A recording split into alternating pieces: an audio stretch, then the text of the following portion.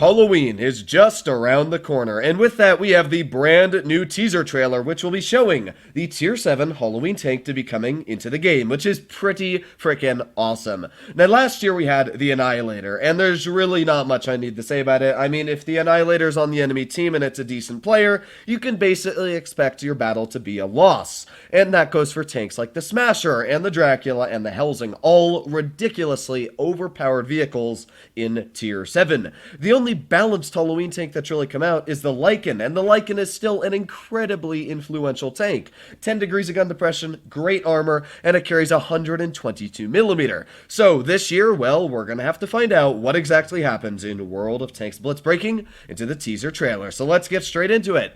World of Tanks Blitz presents. And then we got the little thing where they show us before, their little clown icon. I don't know what this clown icon really means. Somebody let me know in the comments. But either way, we're cutting open a pumpkin here, opening our little flash drive, and let's get straight into the information. So, starting right off with the goodies, this is the Halloween stuff. Now, I think just like last year this happened too, but you can actually get the little mystery containers, which can contain a tank, or you can get the vehicle itself at stage 35. There's also another container here, a collect them all container that contains, like any tank in the game, literally. Now, it seems to complete 5 stages is going to be 2,500 gold, and the complete 1 stage is going to be 1,000 gold. Now, I'm not sure if it's going to be like last year, but my guess is it would with the Petroleum trailer, where it cost about $10 to unlock this. And then you've got to grind your way up to stage 35 to get the vehicle guaranteed. But either way, stage 35, just like the battle passes, is where you get the tank. And just looking at the picture here, it looks like a Tiger 2. But then we break into it here, and this is really where it looks like a Tiger 2. I actually want to take a look at the side paneling there. Did I miss something? No, that just shows a picture of the Titan. Okay, that doesn't help me much. Now, looking at the design of this tank, my friend Batchat Begins pointed out that it looks very similar, eerily similar, to an E75 TS. And if we break into the E75 TS, it actually does. I mean, if you look at that front track wheel, and if you look at the actual armor design of the tank, not the turret, but just the hull armor, the hull of both of these vehicles, if I can find my browser, look very, very similar. I mean, it's got almost the exact same angle as well. So I don't think it's obviously going to be an E75 TS hull because it's a tier 7. If it is a tier 8, then oh boy. But my guess is this is a tier 7, just like every year, and it's going to have a pretty good upper plate. Now, looking at the gun, if you look at that muzzle brake there, it looks very similar to the Lycan's muzzle brake, which is, of course, the tier 7 Halloween tank from 2 years ago. That's the Lycan's muzzle brake, which has that same sort of design there. Now, of course, the Lycan carries a 122mm cannon, which deals 400 damage a shot. So, will this tank be dealing 400 a shot? I don't know, because it also definitely has a Tiger P turret design. You can easily see that here. It's definitely a Tiger-like turret. So what that means is it might be carrying an 8.8. You never know. Is it going to have an autoloader? I have no clue. All I know is that the tank looks very, very cool. It seems to be decently fast. Just looking at it driving here, it seems to go like maybe 35, 30 kilometers per hour, which isn't too fast or too slow. But one thing I will say about the tank, which I'm not sure about, is will it carry an autoloader? When you see this thing shoot, it fires once there at the IS, and then the Leo pulls out and boom, fires again.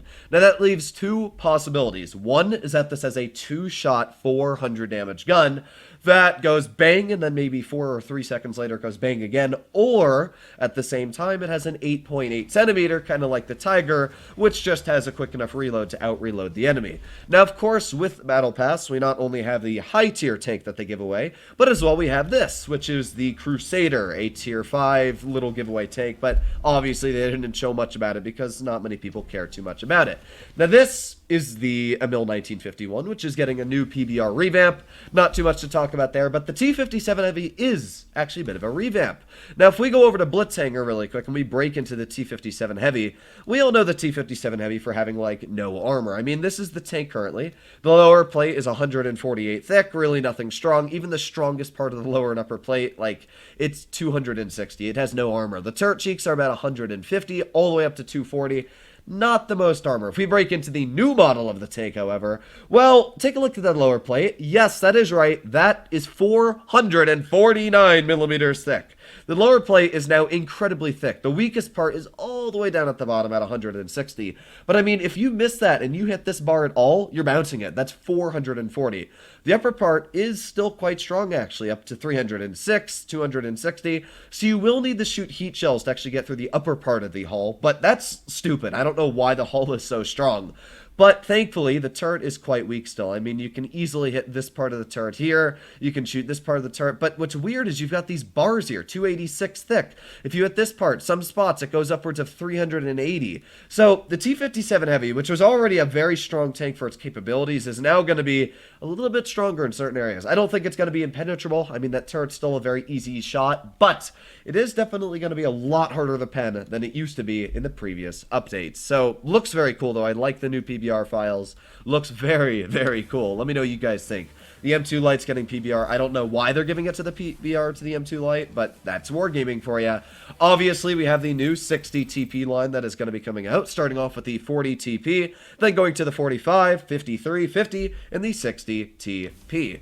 Now, the tanks themselves, I mean, there's nothing ridiculously special about them. I mean, the rest of this video, Wargaming's just going to break into the vehicles, show them as they drive. So, instead of having you guys just look at boring segments of the tank shooting, which doesn't help you at all, we can actually show you really quick the statistics. So, obviously, the Tier 10 is going to carry 2,600 hit points, a lot. 250 meters view range is pretty good. It's going to have 258 millimeters to standard pen, 330 on the heat, and 600 damage on the standard, which is great. 530 on the premium, which is a big dip. I will say that. 530 is a large dip on the premium damage, and 680 on the high explosive with 7 degrees of gun depression. So it's going to be very comparable now to the E100, especially judging that the armor, as you can see, is basically hull down. I mean, when you're hull down in this tank, if we just show it really quick, yeah, that upper plate may look yellow, but it's 494 thick. This is the weakest part of the tank, and it's still 290. I mean, these turret cheeks here are 378.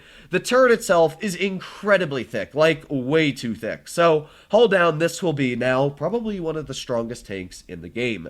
Then we go to the 50 TP. Now, the 50 TP has the IS-7 gun. As you can see, it's got that same premium pen. So, it's got 250 on the standard, 303 on the premium, and 460 damage per shot. Its DPM, though, is quite poor. I mean, it's like 2,000 base DPM, which is much worse than the 60 TP's type of DPM. But armor-wise, it's pretty cool. I mean, it's interesting, should I say. The upper plate is nice. It's 405 base. Yes, you heard that right. 400 base. I mean, that's incredibly thick.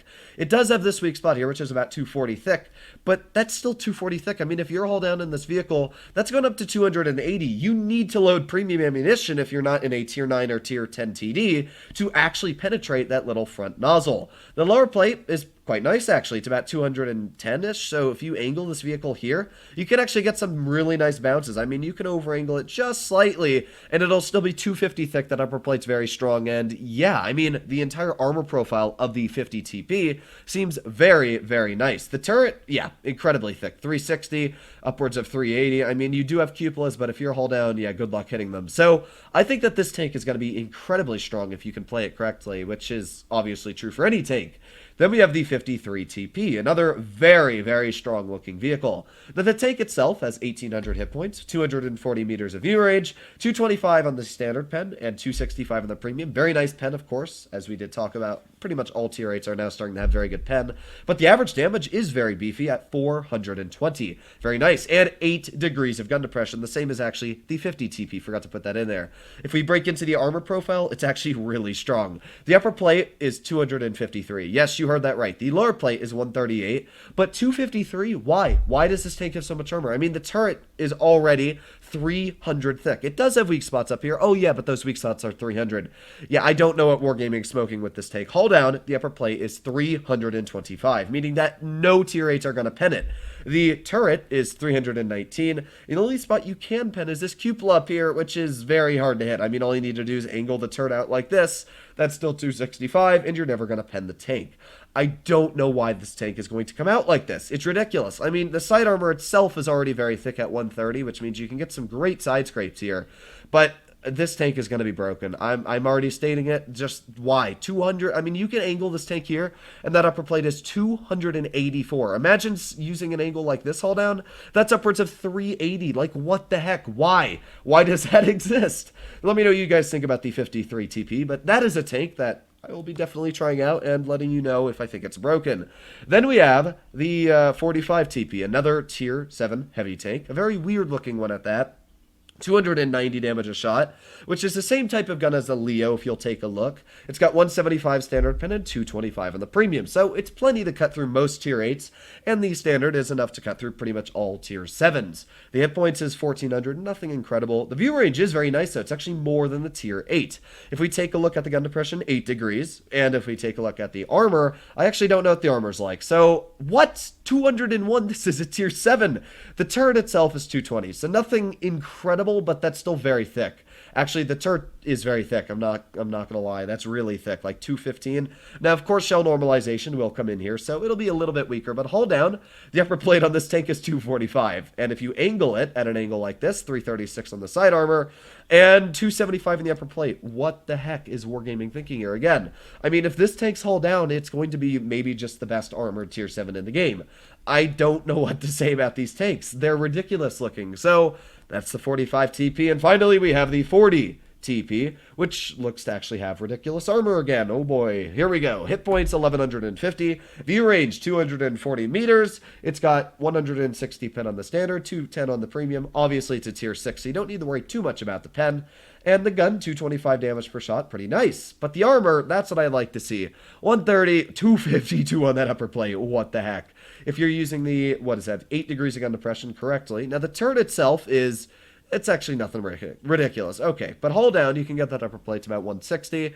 Okay, this tank actually seems to be fair and balanced. It's got a big lower plate. It does have an incredibly stupid upper plate of 250, but you got this weak spot up here. You got the turret that's quite weak. So this one, I will agree that it looks pretty balanced. But the other tanks, I don't know what to say. And of course, we left out the best part. If we break into a little bit further, we have the special ammunition. I don't know if Wargaming shows it themselves. There it is. So we have gear oil. We have gunpowder. I'll break into all of them. So this is gear oil. These two up here. Gear Oil Mark II, which I think is this one, gives you 4 kilometers per hour forward and in reverse speed, plus an additional like 4% in engine power. Then this one gives you another +4 and +4 on power.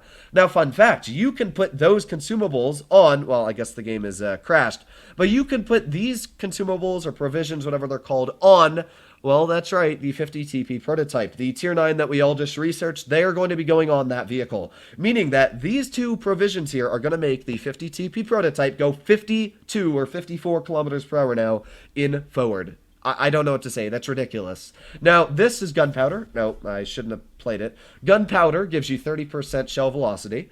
And then we've got, of course, the normal food provisions that all the tanks get. But the final one is tungsten shells. And this is the one that I think is completely broken. Tungsten shells gives you a 105 to 125% roll on your damage. Now, your normal shot is, I think, 75 to 125, which means that you can low roll 25%, but you can also high roll 25%. You don't actually have the ability with the tungsten shells, which is a big argument that people are making, to high roll your shots when you normally couldn't, but you also don't have the opportunity to low roll. It's making your average damage higher than what it is statistically posted, meaning that, in my opinion, it's stupid. You're out trading enemies because you've put on a consumable that you have that they don't. That makes no sense to me. If you want to give this tank this consumable, give every tank the consumable, right? So that's my personal opinion on that. But this is everything coming into Blitz. I don't know what to say about the line. I mean, this line is probably going to have a lot of nerfs coming to it in the future, but we'll have to find out. Finally, we have camouflages, and I actually think both of these look great.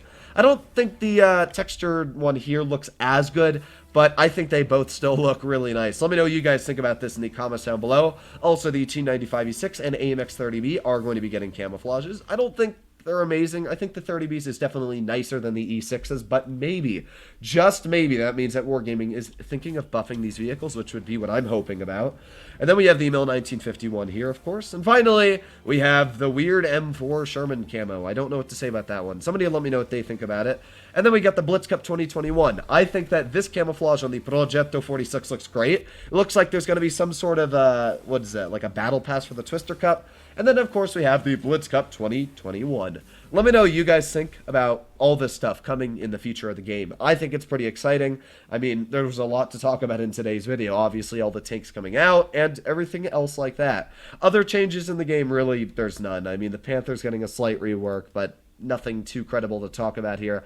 But man, that Polish heavy line, I don't know what to say about tungsten shells. Let me know what you guys think about it in the comments. But hopefully you all enjoyed today's video, and I'll be seeing you in the next one. Bye-bye.